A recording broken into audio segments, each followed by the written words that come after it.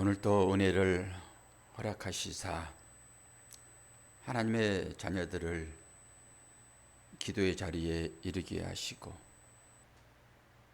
모든 주권이 하나님 앞에 있다라고 고백하며 우리가 마음의 문을 엽니다.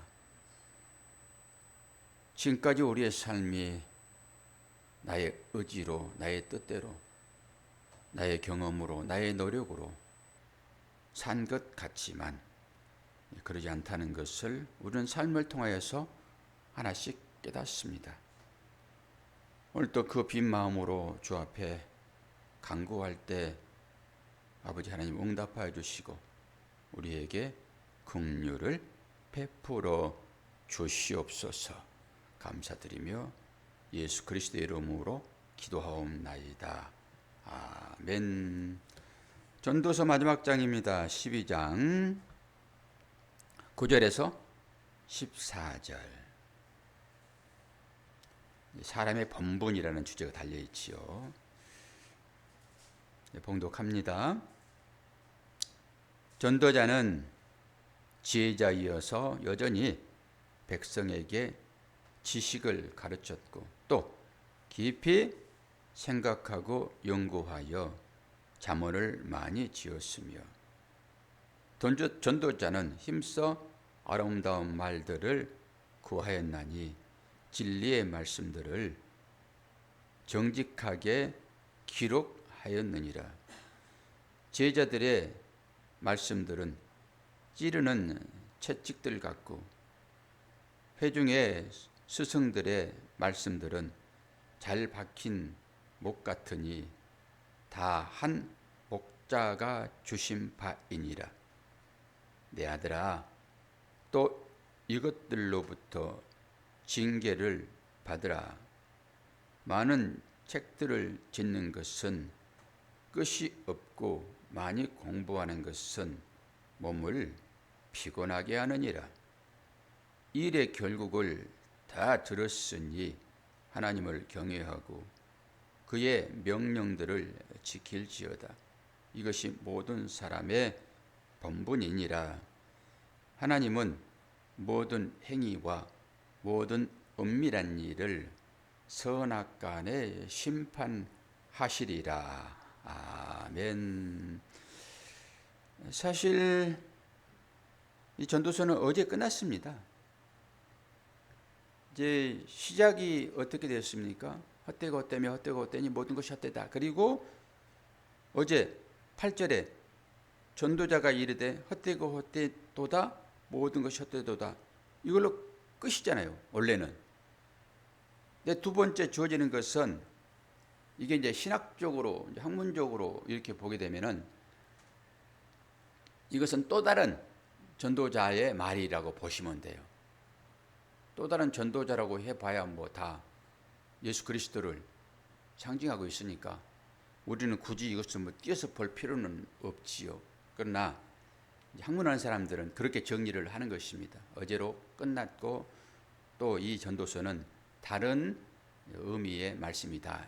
이렇게 보시면 되는 것입니다. 그래서 맺은 말이에요. 전도자에 관한 맺은 말. 우리의 성도의 삶을 좀 살펴봐야 되지 않겠습니까? 우리의 삶이라고 하는 것은 오직 말씀으로 하나님의 뜻을 따라서 진리의 길로 나아가는 삶이 성도의 삶입니다. 성도의 삶. 그리고 그 말씀 앞에 순종했을 때 하나님은 그 말씀을 취하여 가시죠. 이 말이 되게 어렵죠. 이루십니다. 말씀을 이루시는 거예요. 누구를 통해서 말씀을 이루실까요? 사람을 통해서 말씀을 이루십니다. 그래서 보시는 거예요. 내 말을 따라서 살고 있는가. 그리고 그 삶을 하나님은 가져가시는 것입니다. 어렵죠? 무슨 말인가 그러죠. 하나님은 그렇게 하시는 거예요. 사람을 통해서 당신의 말씀을 이루는 것입니다. 약속을 이루신다라고 하는 것으로 보시면 돼요. 그리고 우리는 그 하나님의 말씀에 따르면 됐죠. 우리가 세상 공부가 사실 많이 필요하죠. 세상 공부는 하나님 말씀을 깨닫기 위하여 우리가 그 공부를 할 필요가 있습니다. 근데 세상 공부를 하지 않더라도 하나님 말씀이 제대로 인식되어지게 되면은 세상 공부를 뭐하러 해요? 근데 우리는 하나님 말씀보다 세상 공부를 우선시하죠. 지금 우리 시대와 우리 자녀들의 시대를, 그리고 지금 시대를 살펴보세요. 주일학교가 없어지는 것은 물론 아이들이 많이 없어서도 그렇지만은 그 주일날 학원들이 무슨 일들을 많이 해요. 행사도 하고 특강도 하기도 하고. 그래서 다 빼앗깁니다. 옛날에 한번 그런 조사를 해봤어요. 교회 내에서 우리 자녀들이, 어떤 자녀들이 주일날 예배 드리지 않고 학원에 가는가라고 찾아봤더니 제일 학원에 많이 다니는 아이들이 이제 장로님, 중직자 순으로 이렇게 그런 걸 보게 되면은 우리가 어디에 마음을 빼앗기는가를 볼 수 있어요. 결국 그것은 어떤 것이죠? 세상의 가치를 통해서 우리가 하나님의 복을 받겠다 이런 거잖아요. 오늘 또 분명하게 말씀을 하고 계시죠. 12절에 뭐라고 얘기합니까? 내 아들아, 이름을 불러요. 아들아요, 아들아, 아들아. 모든 믿는 자들을 향하여 호칭하시는 하나님의 사랑이죠. 내 아들아, 내 아들아. 그럼 뭐라고 합니까? 또 이것들로부터 경계를 받으라. 많은 책들을 짓는 것은 끝이 없고 많이 공부하는 것은 몸을 피곤하게 하느니라. 세상 공부 얘기하는 것입니다. 하나님의 말씀을 공부하는데 피곤합니까? 전혀 안 피곤합니다.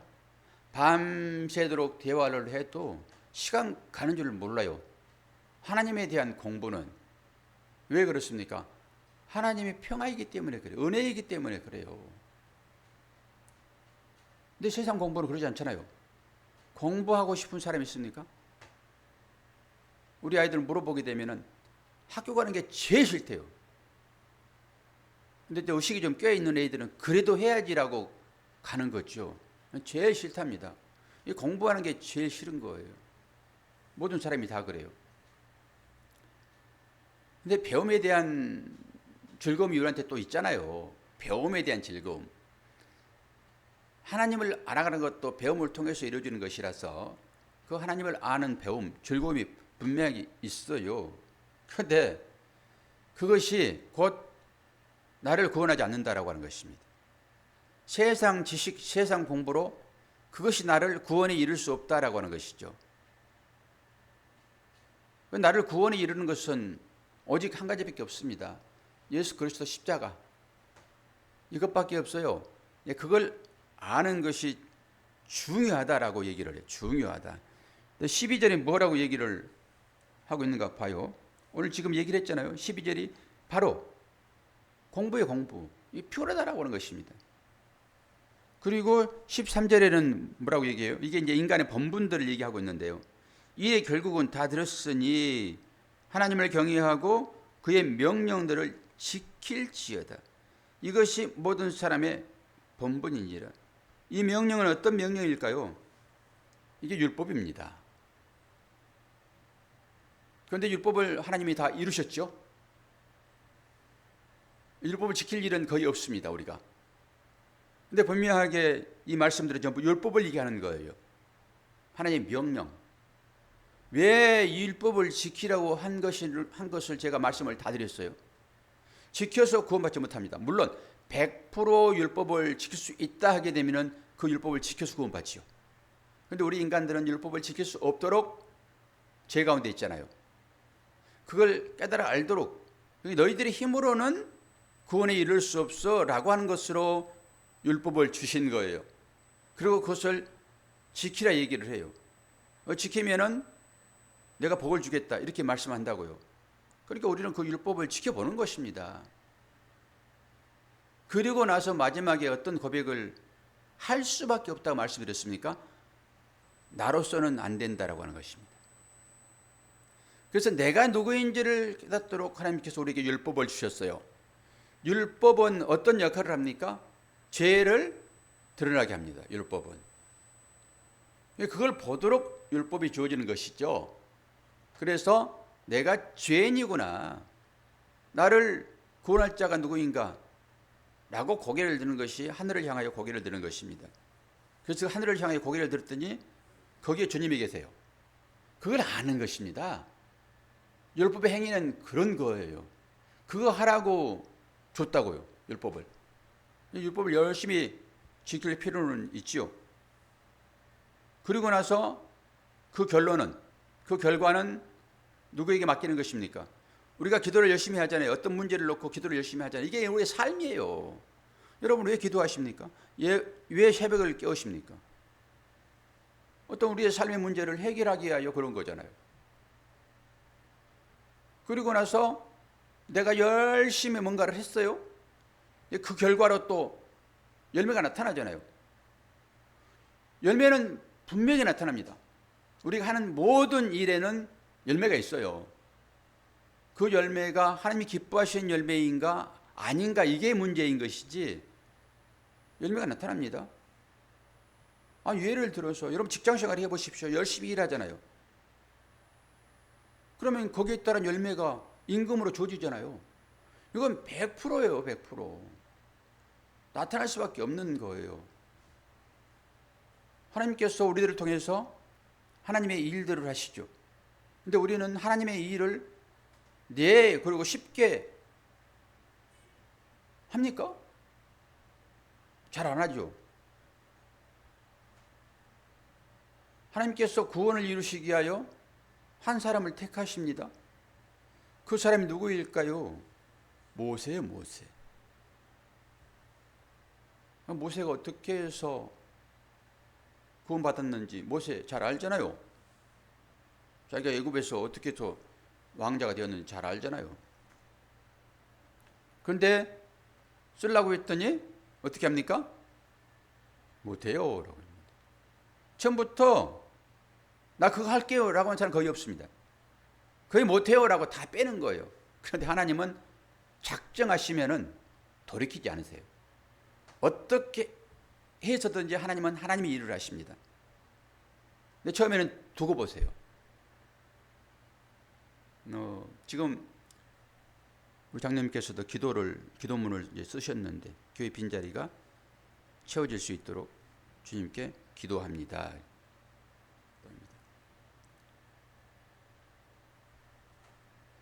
어떻게 보면은 이것이 목사에게는 어마어마한 부담입니다. 이런 부분들이 어마어마한 부담이에요. 제가 표가 잘 안 날지 모르지만은, 그런데 이것이 어제도 제가 설교했잖아요. 제가 이제 어제 깨달았다고 말씀드렸죠. 이 모든 일들이 일어난 일들은 다 하나님이 간장하십니다. 그런데 사람이 하려고 해요. 하나님의 일까지도 사람이 하려고 해요. 그리고 그걸 해서 그 가치를 자기가 누립니다. 저는 대부분의 사람들이 그렇다라고 생각을 해요. 그리고 이만큼 했으니까 하나님 이거 받으세요. 그리고 영광을 취해가죠. 근데 하나님은 모든 일들을 당신이 하세요. 당신이. 제가 이제 의욕이 좀 앞섰잖아요. 근데 하나님은 그거 싫어하시는 것 같아요. 결론은 하나님이 맺으십니다. 근데 저와 여러분은 결론을 내가 맺기로 하죠.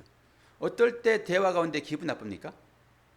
마지막에 마무리하려고 해요. 옆 사람이. 모든 얘기를 다 종교를 그 사람이 하려고 합니다. 그래서 계속 싸우는 거예요. 저도 대화를 이제 자주 하는 것이니까 꼭 무슨 말을 하면은 그의 토를 달고 마무리를 본인이 하려고 그러거든요.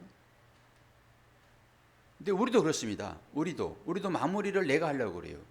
제가 마무리를 제가 하려고 일을 계획하잖아요. 뭐 인간이 계획을 할지라도 이루시는 분은 하나님이십니다라고 우리는 말은 거창하게 해요. 말은 거창하게 합니다. 그런데 하나님께 맡기지 않고 내 방식대로 내 뜻대로 하려고 해요. 이제 그게 들통난 거예요. 어떻게 환경을 보라고 말씀을 드렸습니까? 어떤 사안이 발생하게 되면 우리는 먼저 어떤 시각을 갖습니까? 너 왜 그래 그러다. 너 왜 그래. 김 권사님 왜 그러세요? 두 권사님이 계시지만은 김현남 권사님 왜 그러세요 도대체? 그러면 이제 기분이 확 상해요. 예를 들어도 기분이 상할 수 있어요. 예를 들어도 보통 사람들은 전부 그렇게 반응을 한다고요. 어떤 사안이 발생하게 되면은 너 왜 그래? 내가 그 뜻으로 한 것 같아? 사람 마음을 몰라보고 왜 그래? 그렇다고요. 그래가지고 거기에서 문제를 찾으려고 그럽니다. 그런데 모든 일에는 하나님의 간섭하심이 있다고요. 모든 일에는. 그러니까 시선을 바꾸면 돼요. 하나님은 어떻게 한다고요? 찾아오셔가지고 너 왜 그래? 그런다고요. 당사자에게. 제가 그게 들렸어요. 제가 이제 일을 멋있게 마무리하려고 지금 그런 일들을 추진하고 있잖아요. 왜 네가 뭔가를 베풀려고 해? 그 마음이 저한테 있거든요. 마지막에 이제 보답하고 싶은 마음이 있단 말이에요. 상으로. 그건 내가 주는 거야. 네가 주는 게 아니라. 이런 생각이 확 들어왔어요. 그건 내가 마무리할 건데. 왜 네 생각 가지고 그런 일들을 해? 이 하나님께서 어떤 사안이 발생하게 되면 있죠. 징조가 나타납니다. 항상. 그리고 한꺼번에 절대 폭발하지 않아요. 임계점에 이를 때 폭발해요. 물도 끓으잖아요. 처음부터 물이 확 끓어요. 올려놓으면은 임계점이라는 게 있어요. 계속 푸시를 하는 거죠. 푸시를. 그럼 그때까지 마지막에 확 폭발하는 것이지. 들여다보는 거예요. 모든 것들을 다 그런 방법으로. 그럼 원인이 누구한테 있어요? 원인 제공자는 이 일을 추진하는 사람에게 있는 것입니다.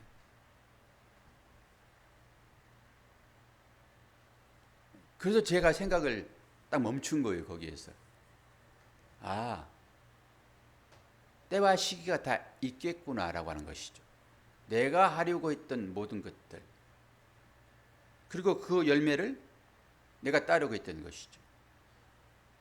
여러분, 교회는 누가 세우십니까? 교회는? 권사님 늘 질문하니까 교회는 누가 세워요? 하나님이 세우십니다. 물론 사람을 통해서 일을 하시지만은 하나님께서 배후에서 그 일들을 하세요. 최고의 목적이 교회입니다. 하나님은. 여러분이 교회를 생각할 때는 그런 관점으로 생각하셔야 돼요. 교회는 물론 회중이지요. 회중이 교회인 거예요. 그리고 그 회중이 모여서 각자 삶을 삽니다. 하나님의 시선은 항상 회중에게 있어요. 개인도 개인이고 회중에게 있다고요. 그 모임, 하나님 이걸 제일 가치 있게 보는 거예요. 하나님이 세우십니다, 이것은. 그러니까 우리가 조심해야 할 일 하나가, 우리가 개인적으로는 막 싸울 수 있어요. 개인적으로는. 그러고 뭐 치고받고 하기도 하죠. 성도들끼리 멱살잡이 안 합니까? 하지. 근데 교회 일에는 회중이 모여 있는 곳에는 내 개인적인 일이 들어가면 안 돼요. 교회는. 하나님이 그걸 보시거든요. 제가 이제 개인 생각이 니드라 해가지고 개인 생각이 좀 앞선 거예요, 지금. 지켜보는 것입니다.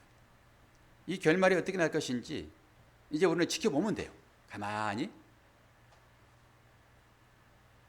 그리고 하나님께서 어떻게 이루실지 그대로 따라가면 되는 거예요. 우리의 생각으로 이렇게 하면 아름답게 결정 마무리될 것이야 라고 하는 그 생각 자체를 제가 다 내려놨어요. 우리는 그냥 기존 살아왔던 그 방식으로 그냥 살아가면 돼요. 그럼 하나님께서 마무리를 하실 거라고. 왜요? 이것은 주님의 몸이니까. 교회는 주님의 몸이에요. 머리는 예수 그리스도. 하나님이 간섭하시지 누가 간섭을 해요? 근데 우리가 뭔가 멋지게 꾸미려고 하는 그게 있었다고요. 어떻게 합니까? 전도자는 지혜자에 이어서 여전히 백성에게 지식을 가르쳤고 또 깊이 생각하고 연구하여 잠언을 많이 기록하였으며, 전도자는 힘써 아름다운 말들을 구하였나니 진리의 말씀들을 정직하게 기록하였느니라. 지혜자들의 말씀들은 찌르는 채찍 같고 회중의 스승들의 말씀들은 잘 박힌 목 같으니 다 목자가 주신 바니라. 이 하나님의 말씀입니다. 그러니까 이 말씀이 주어질 때 우리는 이게 하나님의 말씀이다라고 인식하면 돼요. 잠언이 어떤 말씀을 했습니까? 잠언, 그게 찌를 잠이에요. 뾰족할 잠입니다. 그게 뾰족한 말씀이에요. 하나님 말씀은 뾰족한 것을 어디에 씁니까? 짐승들을 바른 길로 인도할 때 목자들이 가지고 있는 그거 뾰족한 거예요. 지팡이 끝을 뾰족하게 가지고 있죠. 찌르는 것입니다. 막 때려가지고 하는 게 아니에요. 찌르는 거예요. 그냥. 그래야 아프기 때문에 바른 길을 가는 것입니다. 잠언이 그런 거라고요.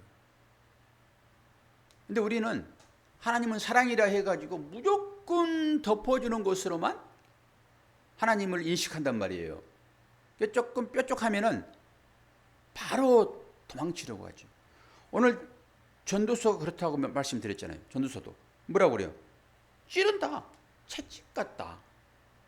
잘 박힌 목 같다. 말씀이 잘 박히려고 그러면은 어떻게 돼요? 끝이 뼈쪽에 박히는 거예요. 이건 상식이에요. 우리의 마음에 말씀이 새김바 되었다라고 우리 생각하잖아요.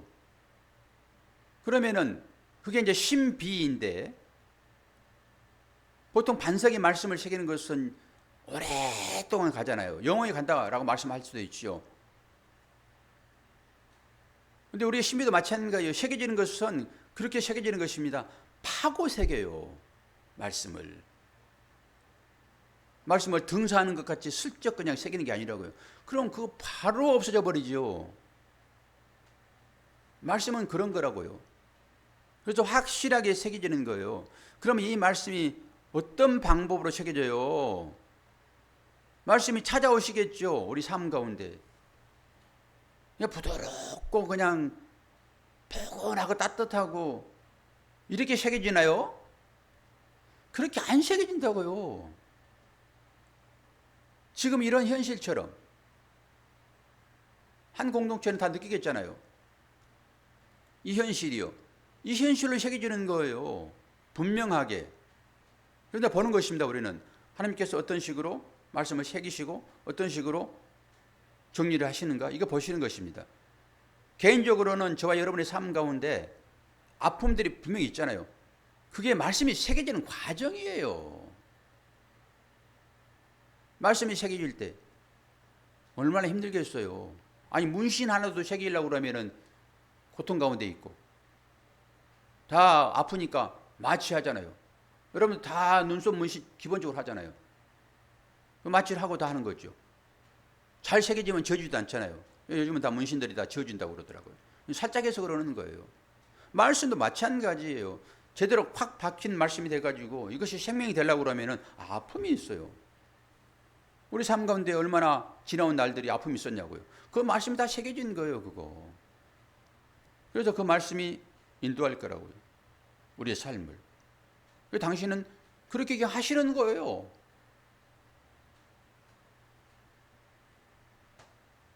그리고 하나님 나라를 이루시는 것입니다. 언제까지요? 잘하면 100살? 100년? 그간에. 하나님 생각하실 때는 그게 찰나예요, 찰나. 우리가 생각할 때는 길지만은. 그 말씀이 새겨져 있느냐? 그러면 절대 하나님의 은혜를 떠나지 않습니다. 그렇게 새겨진, 말씀이 새겨진. 그건 은혜가 새겨졌다라고 하는 것이죠. 그러니까 그 고통 가운데서 내가 하나님의 은혜를 경험했느냐예요. 그냥 지나가버리면 그거 아무것도 아니에요. 흔적도 없습니다. 그거. 그 가운데서 하나님께서 나를 얼마나 사랑하시는지, 왜 이러한 일들이 나에게 주어져 있는지를 은혜로 깨닫는 시점이에요. 이게 새겨진 바의 결과입니다. 요 열매를 하나님께서 받으신다라고 하는 것입니다. 그러니까 조용하고 아무 일도 없이 신앙생활 아니에요. 그거. 그것을 원하기 위하여 우리가 새벽에 깨운다 그러면은 아직도 멀었습니다. 다 우리는 훈련된 자들이고